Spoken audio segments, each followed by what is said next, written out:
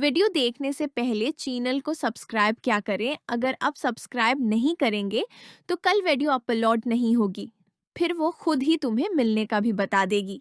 और वैसे भी मुझे पता है तुम्हें उसको राजी करने में 1 महीना भी नहीं लगेगा, क्योंकि मैं भी उसको तुम्हारे बारे में मुकम्मल एतमाद में कर लूंगी। कुछ तुम खुद कर लेना। मैं आंटी की बात सुनकर खुश हो गया। मेरे अंदर की कैफियत ये थी कि अंदर ही अंदर दिल में लड्डू फूट रहे थे, क्योंकि मेरे लिए इस्लामाबाद में ही 3 का बंदोबस्त हो गया था। अब मेरा अपने ही शहर में काम बन गया था। मैंने आंटी को कहा, वाह आंटी जी, कमाल का बंदोबस्त किया है आपने, दिल खुश हो गया है। आंटी ने कहा, बस एक बात का ख्याल रखना, ये बात बिलाल को पता ना चले, और दूसरा महूश के साथ भी पूरे ध्यान से ही मिलते रहना। मैंने कहा, आंटी जी आप बेफिक्र हो जाएं। फिर मैंने आंटी को कहा, आंटी जी आगे का क्या मोड है?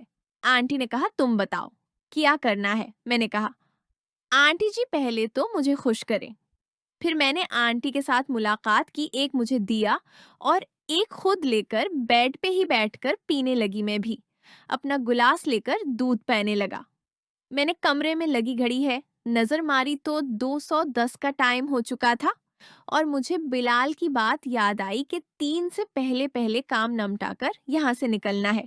मैं ने जल्दी से अपना गिलास खाली किया और आंटी भी अपना गिलास खाली कर चुकी थी। उन्होंने मेरे से गिलास लिया और बाहर किचन में चली गई। थोड़ी देर बाद आंटी आकर दोबारा मेरे साथ बैठ गई और पूछने लगी, वैसे का शी, सच में तुमने आज तक किसी औरत को नहीं देखा? तुम्हारे ये सब एक्शन से लगता तो नहीं है कि तुमने किसी को अभी तक नहीं देखा? तो मैंने कहा, आंटी जी सच में ये मेरा पहली दफा है। और रही बात मुझे ये सब पता होने की, आजकल केबल और नीट का दौर है, हर चीज आम है, बच्चे बच्चे को पता है। आंटी ने कहा, हाँ ये बात तो तुम ठीक कह रहे हो, मैं ऐसा एक तजर्बा देख चुकी हूँ। मैंने कहा, वो कैसे आंटी जी? तो आंटी ने कहा, मेरे घर में भी केबल लगी हुई है, तुम्हें तो पता है केबल पे कितने गंदे गंदे चैनल लगे हुए हैं। और मेरी एक जवान बेटी भी है, वो आजकल फारिग ही है और अपने रजल्ट का इंतजार कर रही है। उसलिए एक रात को मैं सो गई थी, लेकिन वो टीवी देख रही थी।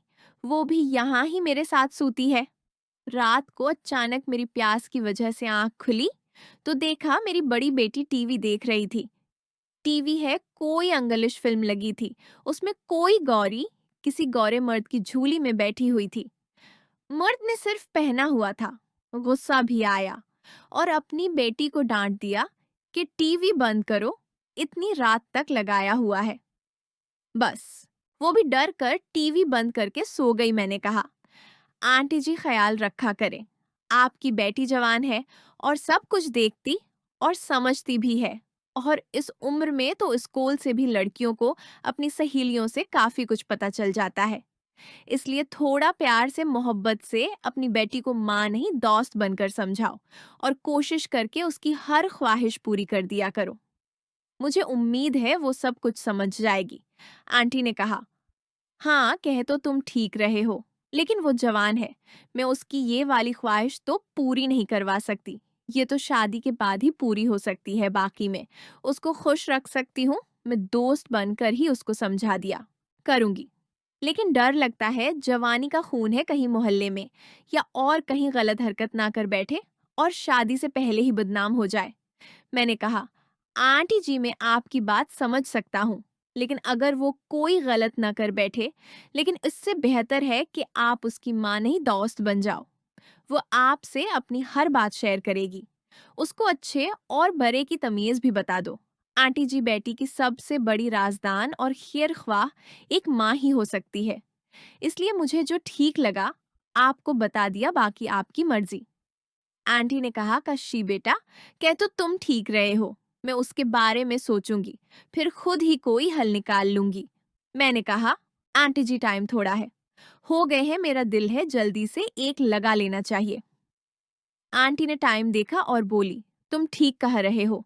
मैंने कहा, आंटी जी अपना मोबाइल नंबर दे दो ताकि आपसे राबिता कर सकूं, फिर बुलाल आ जाएगा। आंटी ने मुझे अपना मोबाइल नंबर दे दिया। मैं अपने मोबाइल से क्या अपने अपने कपड़े पहन लिए और आंटी अपने बेड की हालत ठीक करने लगी। कोई 5 मिनट बाद ही घर की घंटी बजी। में समझ गया बिलाल आ गया है। मैंने कहा, आंटी जी मैं चलता हूँ, बिलाल नीचे आ गया है। आंटी को लंबी से फ्रेंच की और आंटी के घर से बाहर निकल आया और बिलाल के साथ उसकी दुकान है आ गया। गली में कोई भी नहीं था।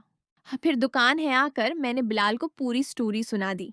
उसमें महाौश वाली बात गाल कर दी और फिर कुछ देर बिलाल के साथ बैठकर अपने घर वापस आ गया।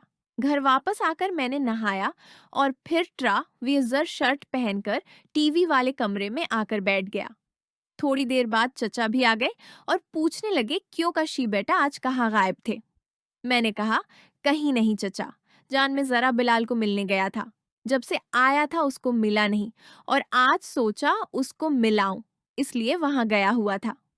चचा ने कहा, अच्छी बात है। और भाभी बता रही थी कि तुम जम्हा वाले दिन वापस जा रहे हो। मैंने कहा, जी चचा, जान अबू की कॉल आई थी, उन्होंने वापस बुला लिया है और कहा है वापस आकर आगे की पढ़ाई का कुछ करूं। तो चचा ने कहा, हाँ बेटा, पढ़ाई तो जरूरी है भाईजान को, तुम्हारी फिक्र ज्यादा रहती है, उनकी सारी उम्मीद तुमसे है। तुम अच्छा पढ़ लिख जाओगे तो किसी मकाम तक पहुंचोगे। मैंने कहा, जी चचा जान मैं जानता हूँ, उसलिए वापस जा रहा हूँ और जाकर किसी यूनिवर्सिटी में एडमिशन लूंगा। चचा ने कहा, बेटा बहुत अच्छी बात है, मुझे तुमसे यही उम्मीद थी। फिर मैं और चचा यहाँ वहाँ की बातें करते रहे और यूं ही रात हो गई। चचा और बचे जल्दी सो गए, सुबह उनको जाना था और मैं भी 11 बजे थक कर ऊपर है जाकर सो गया। अगले दिन सुबह उठकर नहा धोकर सबके साथ नाश्ता किया और चचा अपने काम है और बच्चे स्कूल चले गए।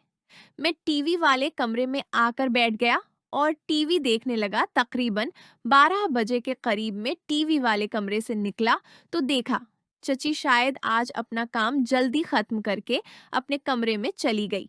मैं उनके कमरे में चला गया, लेकिन वो कमरे में नहीं, बल्कि वो अपने बाथरूम में नहा रही थी और उनके हाथ रूम का दरवाजा थोड़ा सा खुला हुआ था। मैं बाथरूम में जाकर दरवाजा खोल दिया। चची अंदर बैठी नहा रही थी। मुझे देखा और मसनूई सा गुस्सा करके बोली, शर्म नहीं आती? नहाते हुए भी पीछा नहीं छोड़ोगे? मैं उनकी बात सुनकर हंसने लगा और बोला, क्या करूं चची जान, आप चीज ही ऐसी हो, पीछा छोड़ने को दिल ही नहीं करता। फिर चची भी हंसने लगी। फिर चची बोली, बस ठीक है, तुम कमरे में बैठो, मैं नहा कर आती हूँ। मैं उनके कमरे में कर्सी है बैठ गया।